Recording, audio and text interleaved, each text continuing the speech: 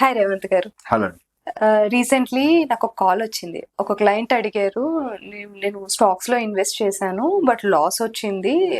So మీరు ఏదైనా stock calls ఇస్తారా, నాకు ట్రేడ్ కాల్స్ కానీ స్టాక్ కాల్స్ ఇస్తారా? సో దానికి పేమెంట్ ఎలా ఉంటుంది? సో వీటన్నిటి గురించి అడిగారు అనమాట. సో ఐ టోల్డ్ మేము ఓన్లీ రెగ్యులేటెడ్ ప్రోడక్ట్స్ డీల్ చేస్తాము, మ్యూచువల్ ఫండ్స్, పిఎంఎస్ అలా ఓన్లీ రెగ్యులేటెడ్ ప్రోడక్ట్స్ డీల్ చేస్తాము. సో మీకు వీటిలో ఇన్వెస్ట్మెంట్స్ ఏదైనా థాట్ ఉంటే దెన్ మీరు మాకు చెప్పండి అని.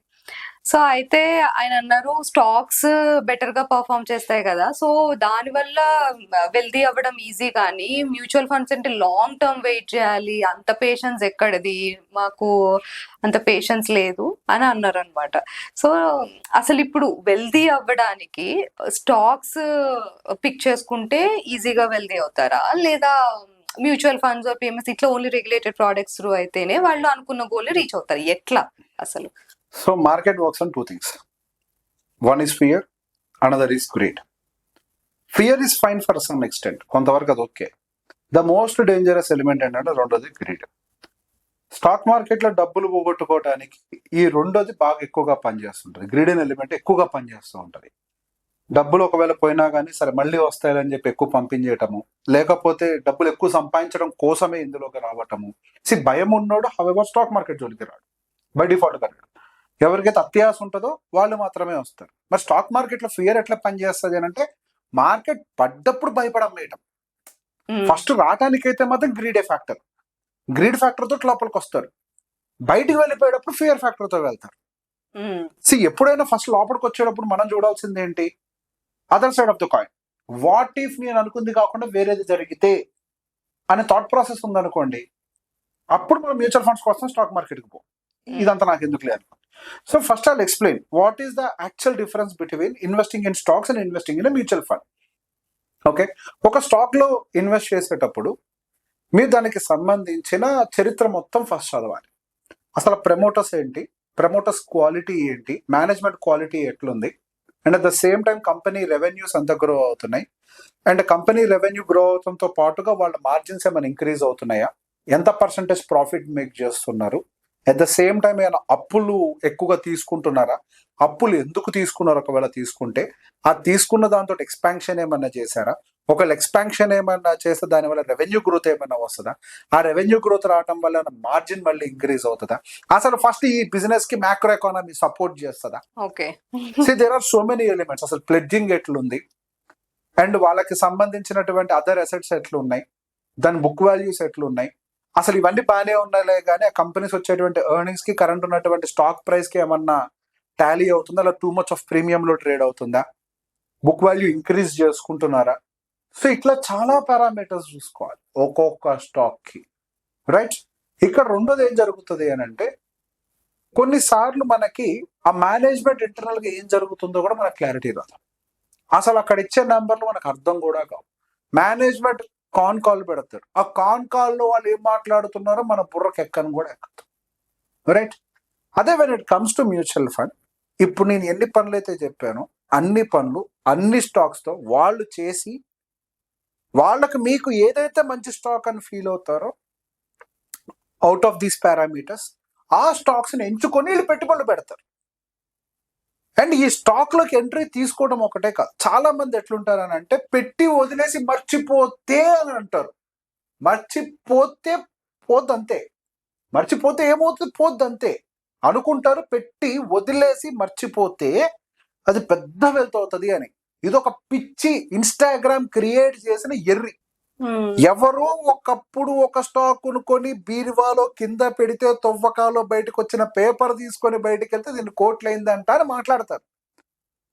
అక్కడ దొరికేది ఆ ఒక్క పేపరే కాదు, ఆ పేపర్ తో పాటు చాలా పేపర్లు ఉంటాయి, చాలా స్టాక్ పేపర్స్. ఆయన అప్పట్లో ఎన్నో స్టాక్స్ లో ఇన్వెస్ట్ చేస్తే చాలా స్టాక్స్ చచ్చిపోయి ఉంటాయి, అంటే అసలు మార్కెట్ లో కూడా ఉండవు అవి. ఒక్క స్టాక్ ఏదో బతుకుంటది, ఏదో కొన్ని స్టాక్స్ బతుకుంటే అందులో ఒకటి హీరో అయి ఉంటుంది. ఇప్పుడు మీరు ఆయన ఆ టైంలో అన్ని స్టాక్స్ లో ఇన్వెస్ట్ చేసిన డబ్బులతోటి ఫైనల్ గా ఇప్పుడున్న వాల్యూతో సిఏజిఆర్ క్యాలిక్యులేట్ చేయండి, పెద్ద అద్భుతంగా ఏం కనిపించదు. మీరు ఒక్క స్టాక్ తో చూస్తారు కాబట్టి సిఏజిఆర్ పెద్దగా కనిపిస్తుంది. అక్కడ కూడా ఎంత కనిపిస్తుంది, సరే 20% సిఏజిఆర్ 18% సిఏజిఆర్ కనిపించింది అనుకుందాం. మీరు ఆ ఒక్క స్టాక్ బయ్యింగ్ ప్రైస్ తో చూస్తున్నారు.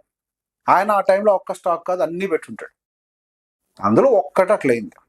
అంటే ఈ కేసులో దేనికైనా పేషెన్స్ కావాలి. నాకు పేషెన్స్ అసలు పేషెన్స్ పక్కకు పెట్టండి, you forget about patience first, client అడిగిన question forget about the patience first. ఇక్కడ పేషెన్స్ కంటే ఎక్కువ మనం అనుకునేది ఏంటి, ఇన్ని సంవత్సరాలు ఉంటే 18-19% అయింది ఆ స్టాక్ లో అని. మీకు ఆ ఒక్క స్టాక్ 18-19% అయింది అంతే. మిగతా మీరు టోటల్ ఇన్వెస్ట్మెంట్ తో కదా మీరు చూడాల్సింది. టోటల్ ₹1,00,000 ఇన్వెస్ట్మెంట్ పెడితే ₹1,00,000 ఇన్వెస్ట్మెంట్ తో కంపేర్ చేయాలి దాన్ని. ఆ ఒక్క స్టాక్ తోటి కాదు సిఏజిఆర్ క్యాలిక్యులేట్ చేయాల్సింది. అప్పుడు అట్లా చూస్తే when you look it like that, మీరు మ్యూచువల్ ఫండ్ రిటర్న్స్ బీట్ చేయలేరు. ఒక్క స్టాక్ తో చూస్తే డెఫినెట్ గా మీరు కూడా చాలా మంది mutual fund stock portfolios maintain చేసేటప్పుడు ఒక 10, 15, 20 మెయింటైన్ చేస్తే 1-2 మల్టీ బ్యాగర్లు అవుతాయి. అది చూసి వి ఫీల్ వీఆర్ ఇంటెలిజెంట్. రాయి వేసా రాయి తగిలింది అంతే. నీకు అంత ష్యూర్ షాట్, నువ్వు అంత ఇంటెలిజెంట్ అయితే 20 స్టాక్స్ లో 2 ఎందుకైనా నీకు మల్టీ బ్యాగర్లు? You got the point. 2 multi బ్యాగర్లు అయితే ఇంకా 2 పొయ్యి ఉంటాయి, ఇంకో 2 అక్కడక్కడ తిరుగుతుంటాయి, ఇంకో 2 ఎటో పోతుంటాయి. మొత్తం యావరేజ్ చేసి సిఏజిఆర్ చూస్తే మాత్రం ఏం ఉండదు. క్యాలిక్యులేషన్ ఆఫ్ సిఏజిఆర్ మొత్తం కలిపి కదా చూడాలి. ఒక్కసారి మీరు 10 సంవత్సరాల నుంచి స్టాక్ ఇన్వెస్టర్ అయినట్లయితే టోటల్ సిఏజిఆర్ క్యాలిక్యులేట్ చేయండి, ఎక్స్ఐఆర్ఆర్ క్యాలిక్యులేట్ చేయండి. What is your XIRR? You talk with the XIRR. You don't tell I got returns in the stock. You talk about the portfolio level. Return అంటే ఏంటి అంటే portfolio level కదా, not at the one stock కదా. Portfolio level ఏం return వస్తుంది? నేను mutual fund గర్వంగా చెప్తా, మాకు సెబిఐ చెప్తుంది 12 చెప్పండి అయ్యా అని. Indicative returns 12 చెప్పమంటది. అది లార్జ్ క్యాప్ ది, అది కూడా నిఫ్టీ 50, టోటల్ లార్జ్ క్యాప్ కూడా కాదు. ఇంకా మల్టీ క్యాప్ ఉంటుంది, ఫ్లెక్సీ క్యాప్లు ఉంటాయి, మిడ్లు ఉంటాయి, స్మాల్ ఉంటాయి, అవి వేరు. ఇది పోర్ట్ఫోలియో లెవెల్లో మాట్లాడుతున్నాను నేను మ్యూచువల్ ఫండ్ విషయంలో. At the portfolio level when you are getting like a decent return like 12% and more in the industry, ఎందుకు ఇండివిజువల్ స్టాక్? అరే నువ్వు ఇచ్చే ఆ చిన్నపాటి ఎక్స్పెన్స్ రేషియో తోటి you have a fund management team, research team, debt research team, mutual fund distributor, ఎంత ఈ కాదా కార్ఖానా ఎంత ఉంది. నువ్వు ఇచ్చే 1% తోటి నువ్వేం చేస్తున్నావు? ఫర్ ఎగ్జాంపుల్ అనుకుందాం, you are having a 10 lakh rupees in your pocket. You invested in stocks to save that 1% expense ratio in the mutual fund. Okay. 10 lakhs by 1% ఎంత? 10,000 rupees per annum, which is hardly 900 rupees per month. 800 to 900 month, 850 to 900 rupees per month. నువ్వు దాన్ని ఎరగదీసి research చేసి రుబ్బురోలేసి దాన్ని ఎరగదీసి returns చూపిస్తాను అనే ప్రయత్నం చేయడానికి నువ్వు రోజుకి ఎన్ని గంటలు కష్టపడుతున్నావు? పాయింట్. నువ్వు ఎవరి టైం తీసుకున్నావు? Families time, your health.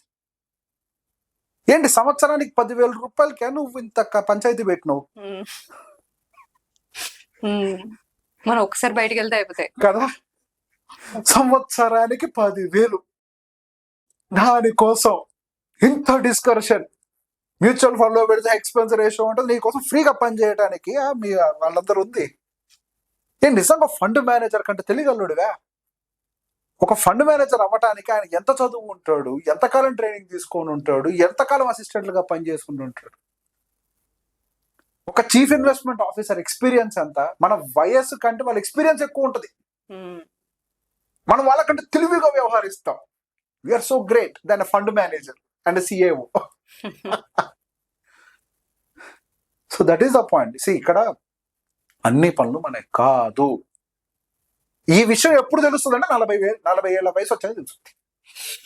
True, అందరూ అంతే. 40 years 40 వచ్చేదాకా నేను చెప్పిన లాంగ్వేజ్ అర్థం కాదు. That is a sad reality. Thank you. Most welcome.